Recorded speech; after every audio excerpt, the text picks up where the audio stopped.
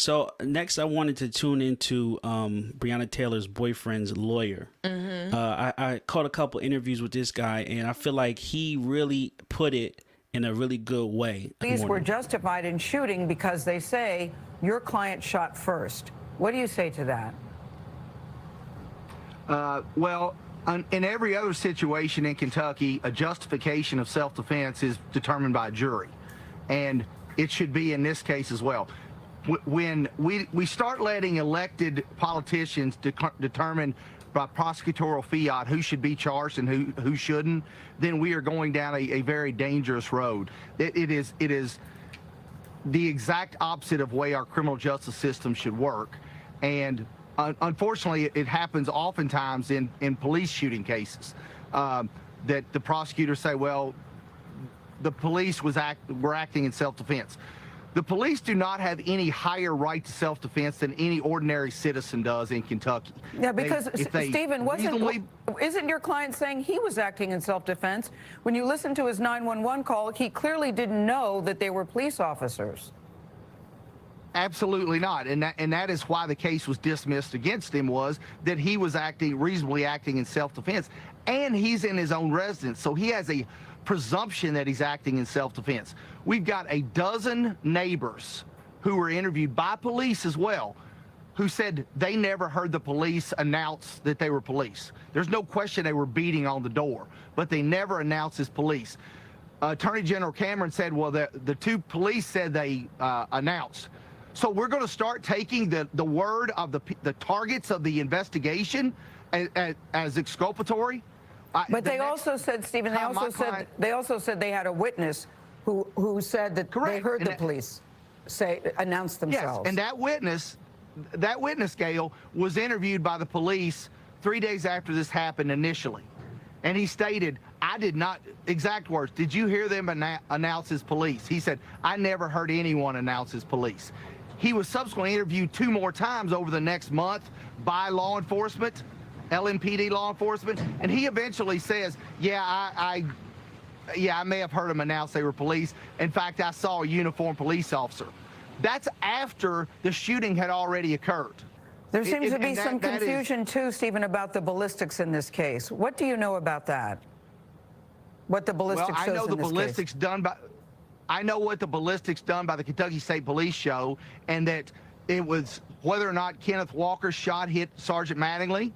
It was inconclusive. I've got the documents, and Attorney General's got Cameron's got the documents as well. But I don't know why he wants to play these games about talking about small portions of the evidence and not releasing the entire file. Release the entire file and let people make their own decisions, which is the same thing of indict them, apply the presumption of innocence, apply the rule of reasonable doubt, let them go to trial, and if they're acquitted like everybody else, fine. But do not, by prosecutorial fiat, say they're innocent, they're exonerated, and I'm going to decide they don't get prosecuted. Well, there are still... The other thing about it is, Gail... Yes, sir. ...is the issue of self-defense justification in Kentucky law does not apply when you kill a third party. If they're acting in self-defense on Kenneth Walker, as they claim, they don't get to kill Breonna Taylor as well. All right. Ended on that one, man. They can't do that. The facts are the facts. The facts are the facts. You know, the funny thing for me to have as many friends that are lawyers, I don't know a lot of the jargon. I know what some of it means. I know what a lot of it means, but you have to hear it from a lawyer. I can't put it together like a lawyer. Structure, but he said exactly what I didn't even see that clip. Yeah, I've seen other clips. That's exactly what I was saying. His message, he's been keeping it real the whole time. The law is the law. Yeah, his message was absolute. I mean, as far as the breaking the stand your ground, the knock, the no warrant, and when they were really talking about with the firing into place, because they were saying that there was multiple shots, right? And I believe that what he was saying, the police officer was shot. Breonna Taylor's boyfriend only fired 1 round. But there was multiple shots and multiple people hit. So they were saying, like, the reason why they were saying, like, they were trying to get their facts together because the cops were shooting each other. Yeah. It's wild. It's wild. I mean, when you think about this, we are not protected. No, not at all. We're not protected at all. I mean, when he said that young man acted in self-defense, and so therefore the police acted in self-defense, he said a third party can't be involved. Yeah. Therefore, you can't shoot Breonna Taylor. You can't just go in there willy-nilly and shoot up the club like they say. You can't. You can't do that. It's just it's on a whole nother level of wild. So the claims against Breonna Taylor's boyfriend, I'm sorry, I don't know his name. They only refer to him as her boyfriend. But the charges against him have been dropped. I think they're Kenneth. His name's Kenneth. Yeah, he claimed self-defense, and he originally was on there for murder, but that was attempted murder, but then that was dropped.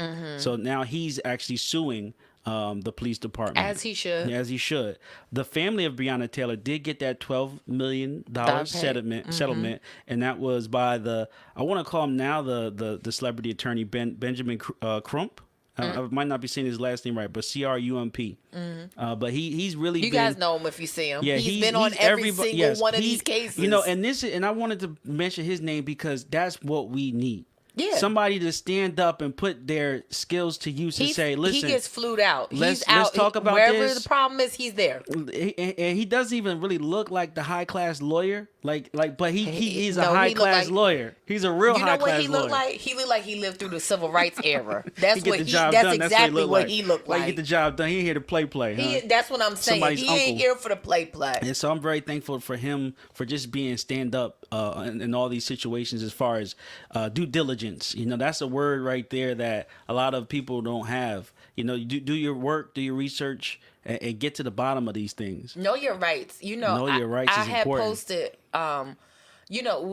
we love the internet, and the internet sometimes overcomes us. And a lot of people will put a lot of conspiracy theories out there, not knowing the damage that does, because people start to believe into that. You can theorize whatever you want, but the law is the law. And if you aren't speaking of the law in the proper way, and you're saying something thereof that is not correct information, you're doing way more damage than what you think the conspiracy theory should be.